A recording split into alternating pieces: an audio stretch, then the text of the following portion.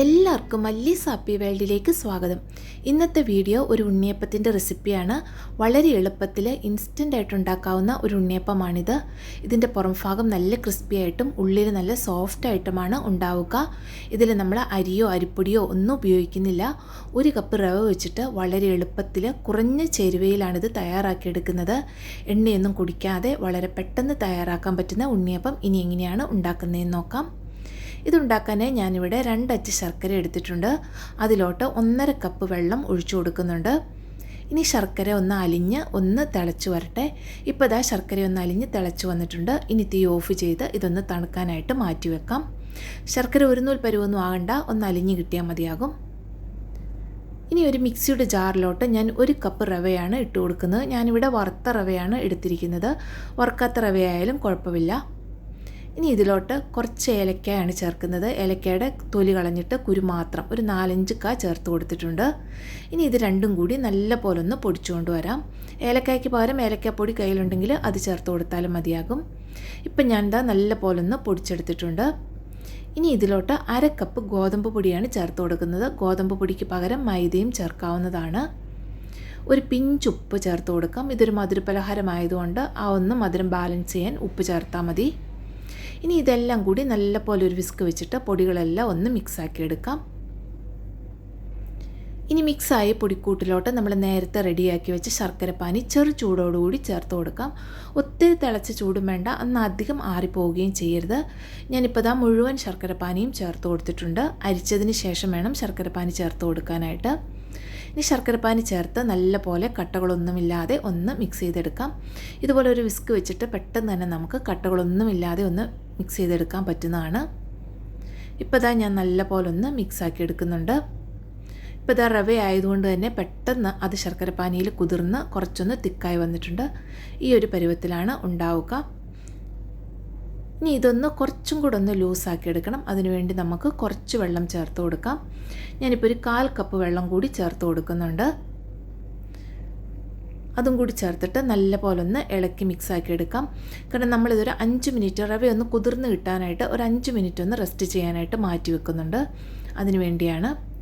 അപ്പോൾ കുറച്ച് വെള്ളം കൂടുതലുണ്ടെങ്കിലും കുഴപ്പമൊന്നുമില്ല. റവ ആയതുകൊണ്ട് അത് കുതിർന്ന് വരുമ്പോൾ കറക്റ്റായിട്ട് വന്നോളും.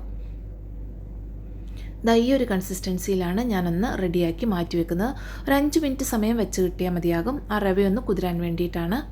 ഇപ്പോൾ 5 മിനിറ്റ് കഴിഞ്ഞിട്ടുണ്ട്. റവയൊന്ന് തിക്കായി വന്നിട്ടുണ്ട്. കണ്ടോ, കുറച്ചും കൂടി നമ്മുടെ ബാറ്റർ ഒന്ന് തിക്കായി വന്നിട്ടുണ്ട്.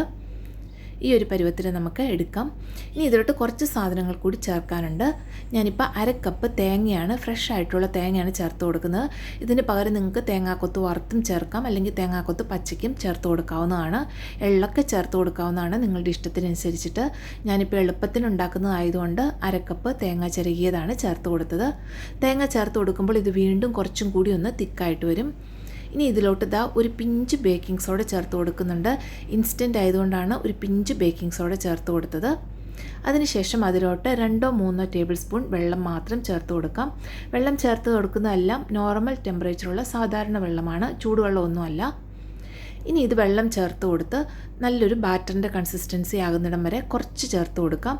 ഞാനിപ്പോൾ ഒരു 4 ടേബിൾ സ്പൂൺ വെള്ളമാണ് ചേർത്ത് കൊടുത്ത് ഈ ഒരു കൺസിസ്റ്റൻസിയിലാക്കി എടുത്തിട്ടുണ്ട് ബാറ്റർ.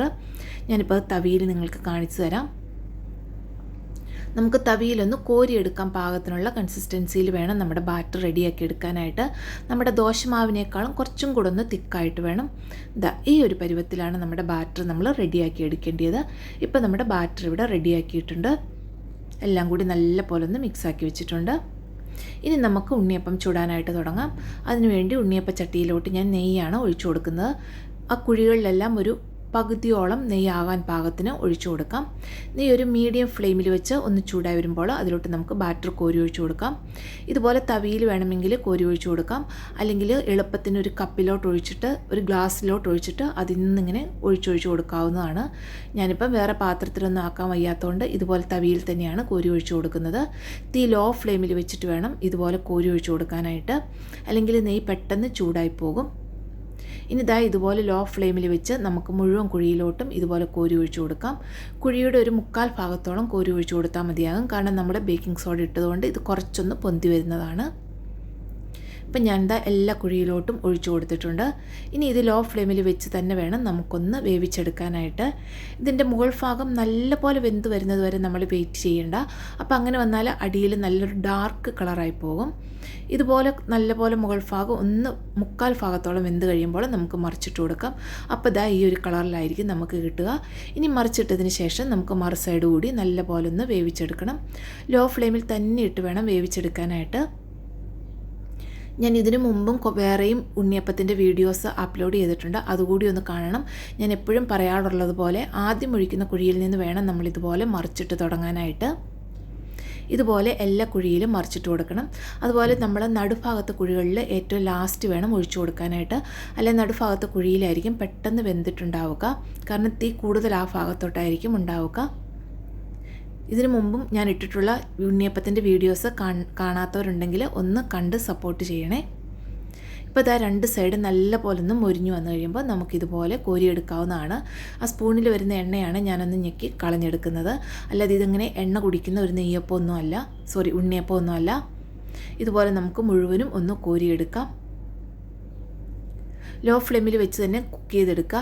നമ്മൾ കോരിയെടുക്കുന്ന സമയത്ത് തീ കുറച്ചൊന്നൊരു മീഡിയം ഫ്ലെയിമിലോട്ട് വെച്ചിട്ട് വേണം കോരിയെടുക്കാനായിട്ട്. ഇപ്പോൾ ഇതാ വളരെ എളുപ്പം തയ്യാറാക്കാൻ പറ്റുന്ന നല്ല ടേസ്റ്റി ആയിട്ടുള്ള ഒരു ഇൻസ്റ്റൻറ്റ് ഉണ്ണിയപ്പമാണിത്. വളരെ ടേസ്റ്റാണിത് കഴിക്കാനായിട്ട്. നമ്മൾ നെയ്യിലൊക്കെ തയ്യാറാക്കിയിരിക്കുന്നതുകൊണ്ട് ഇതിനൊരു പ്രത്യേക ടേസ്റ്റാണ്. ഈ വിഷുവിന് എല്ലാവരും ഇതുപോലെയുള്ള ഉണ്ണിയപ്പം ഒന്ന് തീർച്ചയായിട്ടും ട്രൈ ചെയ്ത് നോക്കണം. വളരെ എളുപ്പത്തിൽ പെട്ടെന്ന് തയ്യാറാക്കാൻ പറ്റുന്ന ഉണ്ണിയപ്പമാണിത്. ഇനി ഞാനിതൊന്ന് കട്ട് ചെയ്ത് കാണിച്ചു തരാം. ഇതിന് മുമ്പ് ഒരെണ്ണം ഞാൻ കട്ട് ചെയ്ത് ഞാൻ വീഡിയോ ഓണാക്കാൻ മറന്നുപോയി, അതുകൊണ്ടാണ് രണ്ടാമത് ഒന്നുകൂടി എടുത്ത് കാണിക്കുന്നത്. ഇതാ പുറമേ നല്ല ക്രിസ്പി ആയിട്ടും ഉള്ളിൽ നല്ല സോഫ്റ്റ് ആയിട്ടുള്ളതുമാണ്. എല്ലാവരും ട്രൈ ചെയ്ത് നോക്കുക. വീഡിയോ ഇഷ്ടമായെങ്കിൽ ചാനൽ സബ്സ്ക്രൈബ് ചെയ്യുക, ലൈക്കും കമൻറ്റും ഷെയറും ചെയ്യുക. എല്ലാവർക്കും നന്ദി. താങ്ക്